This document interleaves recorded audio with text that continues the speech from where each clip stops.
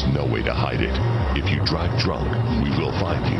Cops everywhere are stepping up enforcement and cracking down like never before. Make no mistake, you will get caught and you will be arrested. Over the limit, under arrest.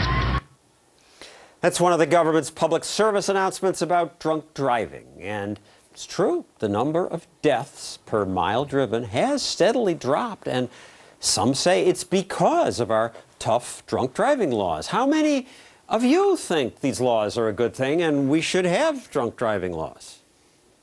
Right? Everybody in this pretty libertarian audience. And I've always thought that, but journalist Radley Balco says no. If we really care about road safety, he says we should abolish drunk driving laws. So, abolish them? Are you nuts?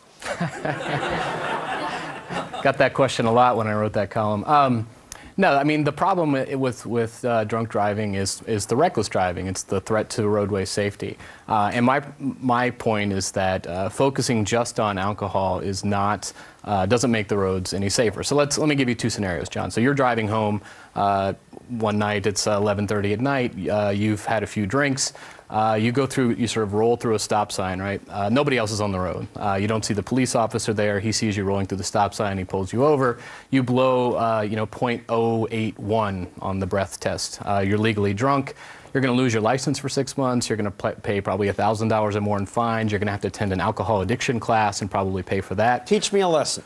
Well, second scenario, I'm driving home the same night. I haven't slept in 36 hours. I fall asleep at the wheel. My car barrels through a red light, and I injure a couple of people. And lack of sleep kills a lot of people on the highway. Exactly, and I'm actually a much, much greater threat to other people on the road than you are with my sleep deprivation. And there are actually studies showing this, that people who are sleep deprived are much more distracted than people who are .08 to .10 in that range with blood alcohol level. So my point is actually it should be the reckless driving. It should be the threat to roadway safety. That's what should be illegal. That's what we should be punishing. When we focus on alcohol, I've won Wait some a second, of them you over. all voted the other way before.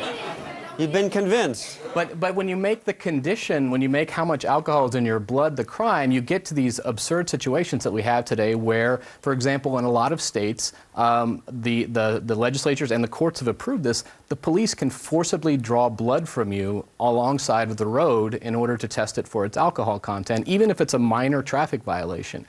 This is where my problem is. So in these states, these beefy cop can come up to me and jam a needle in your arm and take blood out of your arm if they suspect that you're drunk.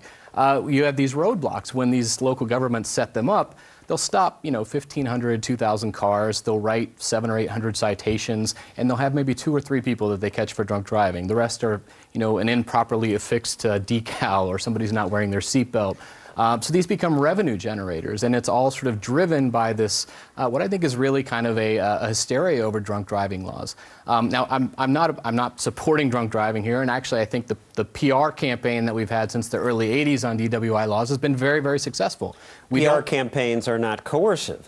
They're not coercive. Making you think about it. But we used to think it was, we used to sort of laugh at the guy who stumbles out of the bar and gets into the car and sort of swerves out of the parking lot. Now that guy's a pariah, and I think that's great. But I think it's social pressure that has done that. And I think all right, but let's talk about the law. The law is now, if you have a blood alcohol level of 0.08%, you're in trouble if they catch you. And since they passed that law, alcohol deaths have dropped. In fact, we have a graph of alcohol-related traffic fatalities. Well, actually, what happened was, John, the fatalities dropped significantly from about 1980 to about 1999. This law was passed in the late 90s. It took effect in 2000. This graph shows when the new, tougher law passed, and actually deaths went up slightly. Exactly. And stopped. I mean, they were going down before as people got smarter and more careful. Drunk driving fatalities actually increased when Congress lowered the blood alcohol level to 0.08. And you ask, how can that happen? Well,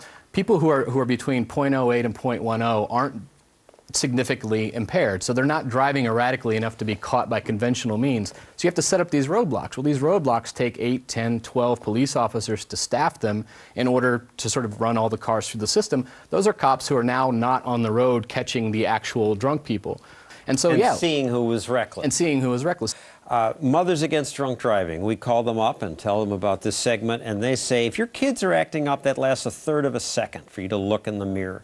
Your eyes go back to the road. But if I'm impaired, I'm drunk the entire time. Well, that's true, although I don't think that's different with, I do think when you have kids in the car the entire time, your kids are a distraction the entire time. If you're sleep deprived, that's certainly going to be a distraction the entire time. If you're on prescription medication, painkillers, for example, that's going to be a distraction the entire time. And none of these have the same sorts of penalties if you cause an accident that we give for alcohol impairment. And, you know, if your goal is to make drinking alcohol while driving a sort of the worst thing you can possibly do, then the laws we have are fine. Let's keep them. If your goal is to actually make the highway safer, I think we need to concentrate on the actual reckless driving and not whatever it is that's causing it. Well, this opens my brain a bit. Radley, please stick around because we'll see if you've convinced the audience. They may want to give you a hard time about this. No, they're applauding. But next, what should America do about all that traffic? I'm told communist China might have a solution. Really? That's next.